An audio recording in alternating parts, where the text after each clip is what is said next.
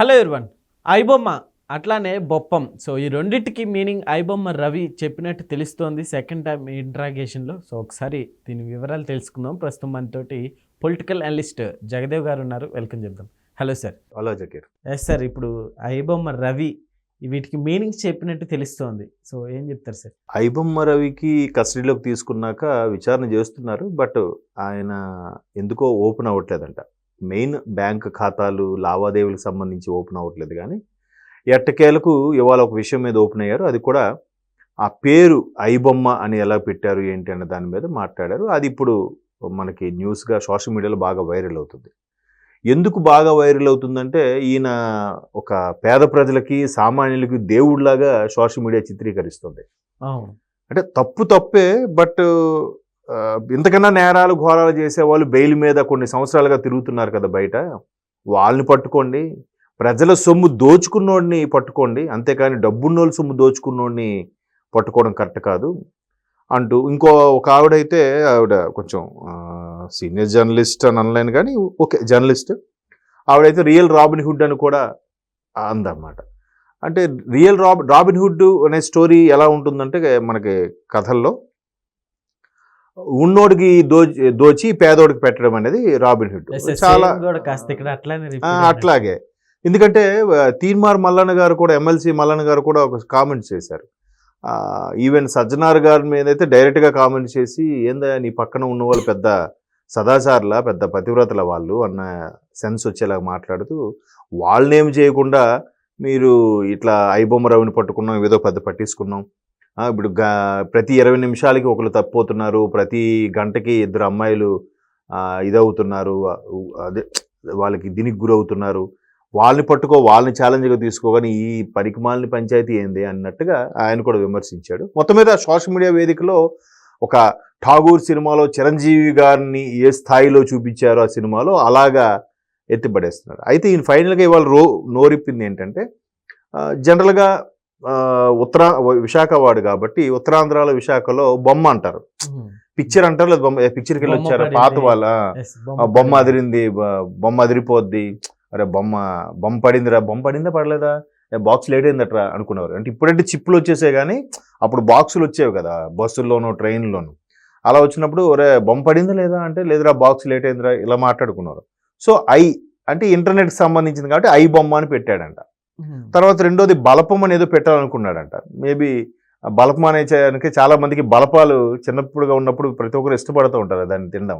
Maybe ఆయనకు కూడా అటువంటి తీపి జ్ఞాపకాలు ఉన్నాయేమో బలపం అని పెట్టుకున్నాడు. బట్ అది సాంకేతిక లోపం వల్ల ఎల్ అక్షరం ఏదో మిస్ అవ్వడం బాప్పం అని పడింది. ఎల్ ఒకటి విత్ BALAPAM కదా, ఎల్ మిస్ అయితే బాప్పం అని పడింది. సో ఆ బాప్పం అని ఒకటి కంటిన్యూ అయిందంట. అయితే ఓవరాల్గా ఆయన ఏం చేసేవాడంటే ఈ OTTలో రిలీజ్ అయినవి లేదా థియేటర్లో రిలీజ్ అయినవి వాటిని క్యాప్చర్ చేసి దాన్ని మరికొద్దిగా హై రెజల్యూషన్తో జెమినీ అనే పేరుతో ఒక యాప్ ఉంది. మీరు అబ్జర్వ్ చేస్తే ఆ యాప్లో మీ దగ్గర ఉన్న బ్లర్ అయిన పిక్చర్స్ ఏమైనా అప్లోడ్ చేస్తే అది కొంచెం క్లియర్ కట్ చేసి ఇస్తుంది. ఎంతో కొంత ఒక మోస్తరు ఒక 10-20%.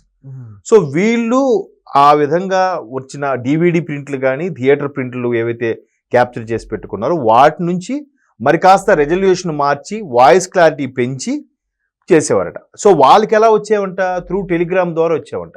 టెలిగ్రామ్ యాప్లో ఎంత వీడియో అయినా పంపించుకోవచ్చు. అలా కాకపోయినా GB ఫ్రీ అనేదో వెబ్ పోర్టల్ కూడా ఉంది. దాని ద్వారా కూడా ఎక్కువ GB ఉన్న వాటిని దాని ద్వారా పంపించుకోవచ్చు. అది మ్యాక్సిమం 3 డేసో 1 వీకో వాటి పీరియడ్ ఉంటుంది. సో అట్లాగా పంపించుకొని ఆ కరేబియన్ దీవుల్లో వాళ్ళు అక్కడ కొంతమందితో మాట్లాడుకొని ఉన్న పిక్చర్ క్వాలిటీని బాగా రెజల్యూషన్గా మార్చి అప్లోడ్ చేయడం స్టార్ట్ చేసేవాడంట.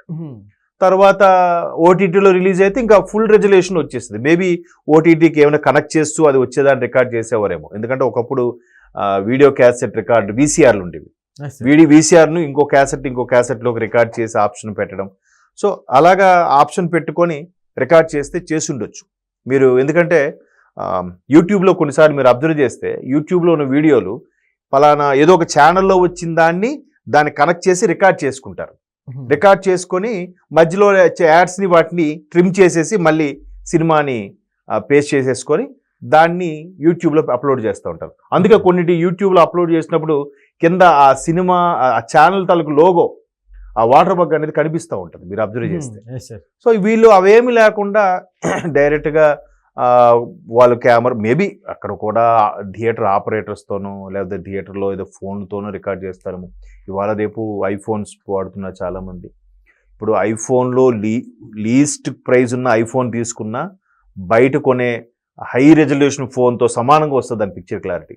వాళ్ళు వాడే లెన్స్ మరి ఏం లెన్స్ వాడతారో నాకు తెలియదు కానీ చాలా అద్భుతంగా ఉంటుంది. మీరు ఎప్పుడైనా అబ్జర్వ్ చేయండి ఐఫోన్ పిక్చర్ క్వాలిటీ అనేది. సో అలాగే ఎవరో థియేటర్లోకి వెళ్ళి మేబీ పాకెట్లో పెట్టుకోను లేదంటే ఒక క్యాప్ ఏదో పెట్టుకుని క్యాప్లో పెట్టడం ఏవో పెడతారు కదా చిన్న చిన్న కెమెరా, అట్లా రికార్డ్ చేసి వాళ్ళకి హెల్ప్ చేస్తున్నారు. వాడు ఒక్కడే చేసేస్తాడంటే చేయడం కాదు, సాధ్యం కాదు కదా. సో మన వ్యవస్థలో ఉండే వాళ్ళు ఎవరో గడ్డి తినడం వల్ల అది కూడా జరుగుతుంది. పైపెచ్చు రేట్లు బాగా పెరిగిపోయాయి, సినిమా రేట్లు భయంకరంగా ఉన్నాయి, ఇంటర్వెల్లో స్నాక్స్ రేట్లు కూడా బాగా పెరిగిపోయాయి. దానివల్ల కూడా సినిమాకి వెళ్ళడానికి ఇబ్బంది పడుతున్నారు. చక్కగా ఫోన్లో ఐబొమ్మ ద్వారా సినిమాలు చూసుకుంటున్నారని ఈ ఎవరైతే ఐబొమ్మకు అలవాటు పడ్డారో వాళ్ళందరూ కూడా ఐబొమ్మ రవిని అరెస్ట్ చేయడం వల్ల డైజెస్ట్ చేసుకోలేకపోతున్నారు. వాళ్ళందరూ ఐబొమ్మ రవికి సపోర్టర్గానే కామెంట్స్ చేస్తున్నారు. మరోవైపు ఇంటర్వ్యూలో స్నాక్స్ ఎక్కువ రేటు ఆడడానికి కారణం కూడా ఎందుకు స్నాక్స్ ఎక్కువ రేటు పెడతాడు వాడైనా, అక్కడ దాన్ని వేలం పాట పాడుకుంటాడు. వేలం పాట పాడుకున్నప్పుడు వాడికి సంవత్సరం పాటు దాని ఇన్కమ్ రావాలి అంటే ఇప్పుడు థియేటర్లో అన్ని సినిమాలు సూపర్ హిట్ అవ్వవు, అన్ని సినిమాలకి వచ్చే వాళ్ళు కూడా కొనాలని లేదు. సో వాడు పాడుకున్న పాటని వాడు ఇన్కమ్ జనరేట్ చేసుకోవాలి, వాడు లాభాల్లోకి వెళ్ళాలంటే ఖచ్చితంగా 10 రూపాయల సమోసా 20 రూపాయలకి అమ్మాలి, 50 రూపాయల పాప్కార్న్ 100 రూపాయలకి అమ్మాలి. ఇంకా మల్టీప్లెక్స్లో అయితే చెప్పక్కర్లేదు, 350 రూపాయలు ఎంతో డబ్బకేటు పాప్కార్న్. సో వాళ్ళు కూడా అంత రెంట్ పే చేస్తారు కాబట్టి దానికి అనుగుణంగా ప్రపోర్షనేట్గానే ఇక్కడ రేట్లు పెంచుతూ ఉంటారు. సో థియేటర్ వాడు కూడా నాకు ఎంత ఇన్కమ్ కావాలి వేలం పాట వేస్తాడంటాడు. ఆ cycle parking, bike parking, car parking వాడు కూడా థియేటర్ వాడు వేలం వేస్తేనే కొనుక్కున్నాడు వాడు, అందుకే వాడు పెంచుతాడు. అల్టిమేట్గా థియేటర్ ఓనర్స్ పేర్లు ఎక్కడ రావట్లే. అందరూ ఏమనుకుంటున్నారు, ఆ ఇంటర్వెల్లో వాడు సమోసా వాడు ఎక్కువ రేటు అమ్ముతున్నాడు, పాప్కార్న్ వాడు ఎక్కువ రేటు అమ్ముతున్నాడు. ఎందుకు అమ్ముకోడు? వాడికి వచ్చింది, వాడి కట్టే రెంటే నెలకి లక్షల్లో ఉంటే మరి ఆ మాత్రం బిజినెస్ చేసుకోకపోతే వాడు ఎప్పుడు కడతాడు కదా. ఆ ట్రాన్స్పోర్ట్కి అక్కడ ఉండే పనిచేసే వాళ్ళకి జీతాలు ఇవ్వాలి అంటే ఆ స్థాయిలో పెంచుకోవాలి. సో మొత్తం మీద వ్యవస్థ అంతా అలాగే ఉంది కాబట్టి ఐబొమ్మ రవిని ఒక్కడిని పట్టుకొని ఇలా అనడం కూడా కరెక్ట్ కాదు. And more over theatres owners కూడా కాంప్రమైజ్ అవ్వాలి, తక్కువ రేటుకి వేలం పాట ఇవ్వాలి. వాళ్ళు ఏమంటారు, మేము టెలికాస్ట్ చేస్తుంటే పవర్ బిల్ కాస్ట్ కూడా రావట్లేదు, మొత్తం డిస్ట్రిబ్యూటర్లకి వాళ్ళకే వెళ్ళిపోతుంది, మాకే ఉంది అని చెప్పి థియేటర్ ఓనర్స్ వాపోతున్నారు. ఎవరు కరెక్ట్ అంటారు? అల్టిమేట్గా ఏమొస్తుందంటే మేము అంత కాస్ట్ పెట్టి ప్రొడ్యూసర్ మీకు ఎవరు తీయమన్నారు, అంత కాస్ట్ పెట్టి తీస్తున్నారు కాబట్టి మీరు టికెట్ రేట్లు పెంచమని అడుగుతున్నారు. మాకు తక్కువలో తీయండి, లాభాలు ఎందుకు రావు? ఎవడు 1000 కోట్లతో సినిమా ఎవడు తీయమన్నాడు, మేము అడిగామా అని అడుగుతున్నారు. సో ఎవరిది ఫ్లాప్ అంటే ఏం చెప్పలేం. సో మొత్తానికి ఐబొమ్మ రవి అయితే సామాన్యుల దృష్టిలో దేవుడు అయిపోయాడు.